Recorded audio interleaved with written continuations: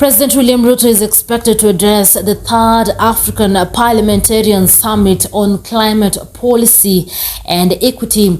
It will be hosted by the Pan-African Parliament in Midrand, Johannesburg, South Africa on Wednesday. This will be the third African Parliamentarian Summit on Climate Policy and Equity.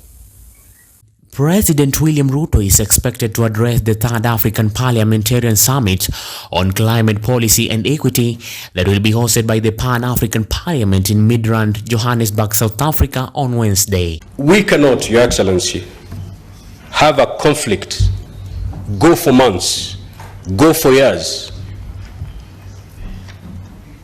and yet as neighbors we sit back. This will be the third African Parliamentarian Summit on Climate Policy and Equity. And parliamentarians, Your Excellency,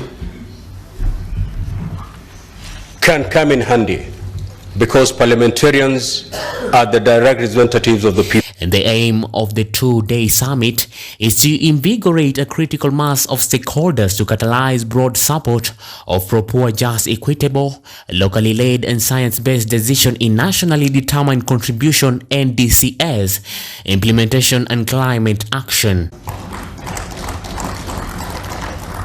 On top of taking stock of the COP27 and overall African progress in the NDCS implementation since the adoption of the Paris Agreement 2015, the summit will also interrogate the contentious issue of just transition and come up with recommendations to guide member countries on the direction which aligns with the African countries. If they can go the width and length of their countries asking for votes, they can actually go the width and length of their countries asking for peace. In April, President Ruto challenged the African Parliament PAP to be the continent's stand-bearer on issues affecting Africa, which includes intra-African trade, climate change, democracy and good governance.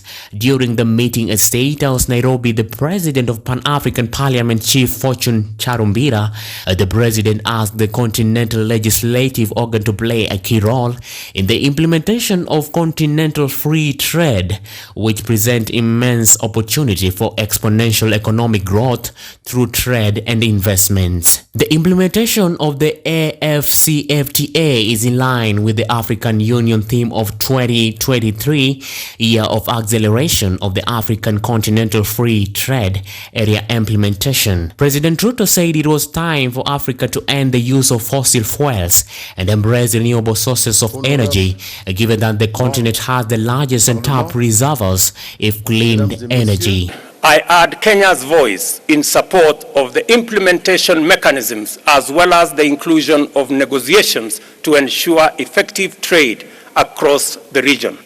Without a doubt, Africa stands at the threshold of actualizing the aspirations set out in AU Agenda 2063 and delivering the Africa we want by championing fundamental institutional reform in the political and development finance sectors, implementing the AfCFTA. The second ordinary session of the Sixth Pan-African Parliament, which started on Monday, May 15, was officially opened by President Azali Assoumani of Comoros, and who is the chairperson of the African Union, gave a commitment of African heads of state and government to fully support the Continental Legislative House fully function. On his part, the President of the Pan-African Parliament, Chief Charumbira, decried the continued underfunding of the institution, which he says has slowed down operations and crippled some activities. And diligently do my part to advance our shared aspirations. Realize the Africa that we want for ourselves, for our children. Kenyan representatives in the Continental Parliament are Esther Passaris, Majimbo Kalasinga, Rahab Mukami, Senator Dansan Mungatana, and Professor Margaret Kamar. African Union's Climate Change and Resilience Strategy 2022-2023, which stand out as a guide on matters climate action and green recovery, advocates for clarifying the role of the various oil structures and agencies involved in climate policy and for strengthening collaboration between the African Group of Negotiators, African Ministerial Conference on Environment, and the Committee of African Heads of State and Government on Climate Change. For Maisha Prime, Maisha Television, my name is William Juma.